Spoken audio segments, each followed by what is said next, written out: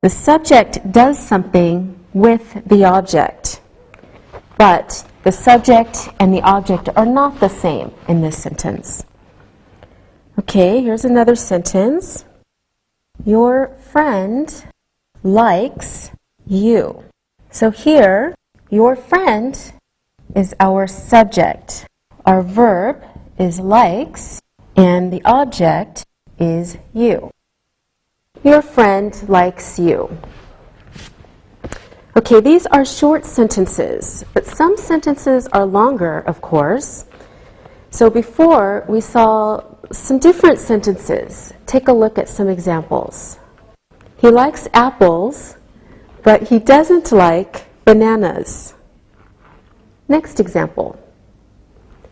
He likes apples and he makes apple pies.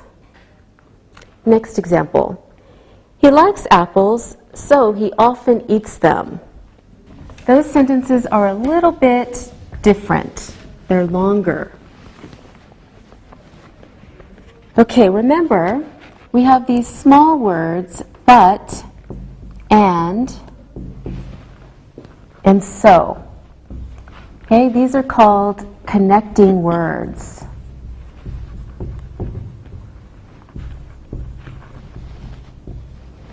They join two sentences to make one sentence, connecting words. Okay, each part of the sentence is called a clause.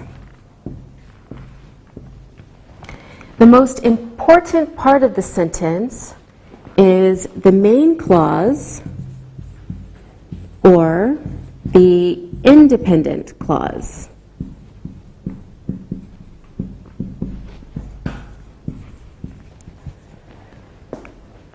Okay, this main clause or independent clause is complete on its own. It doesn't need the second part of the sentence to make sense.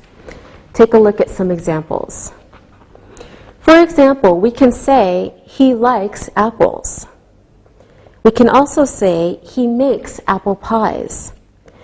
So those are two main clauses that make sense alone. Okay, this is the sentence we saw a little while ago. He likes apples and he makes apple pies. Now we have one sentence, but we also have two clauses. The two clauses are, he likes apples, second clause, he makes apple pies. Okay, this is like adding 2 plus 2, except the answer is 1. It makes one sentence. Okay, this is called a compound sentence.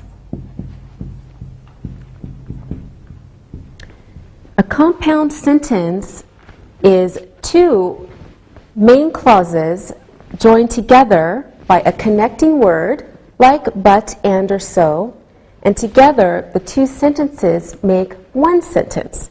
That's the compound sentence. Okay, you can break the sentence apart and have two complete sentences when you have a compound sentence. For example, he likes apples and he makes apple pies. So our two independent clauses are, he likes apples, he makes apple pies. Now, we have also seen a few sentences that are a little different. Here's an example. He likes apples because they are delicious. This sentence has two clauses, but only one main clause. The main clause is, he likes apples. That part is complete by itself. We are left with, because they are delicious. This part isn't complete and can't stay by itself.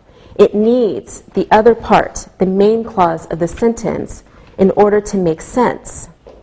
So, when we have a second part or a part of the sentence that is not complete on its own, we call that a dependent, sometimes called a subordinate clause.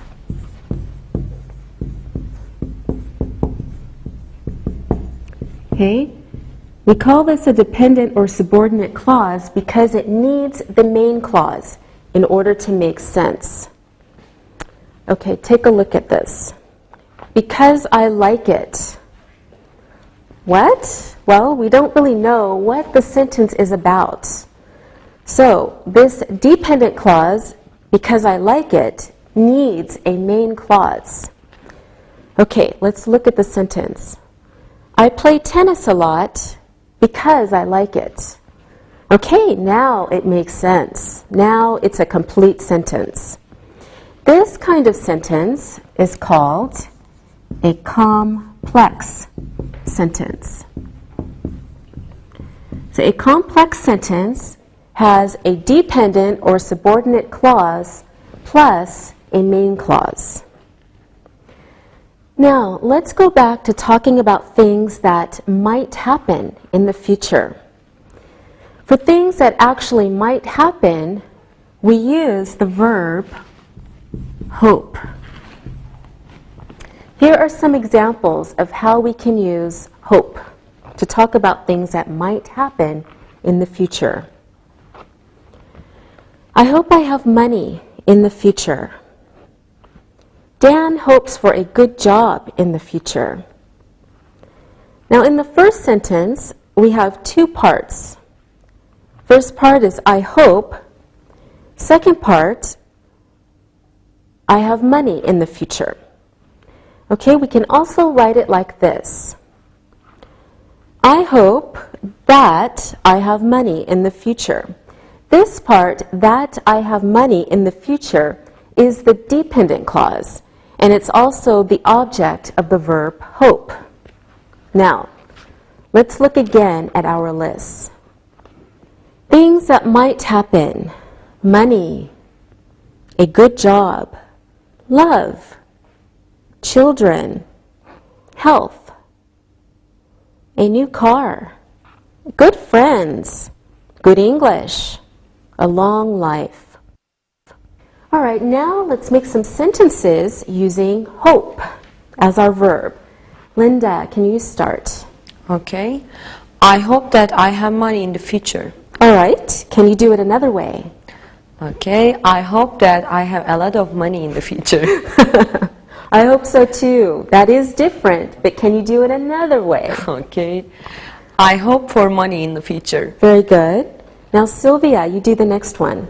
I hope for a good job in the future. Very good. Now, you know, you have to do it another way. Yes.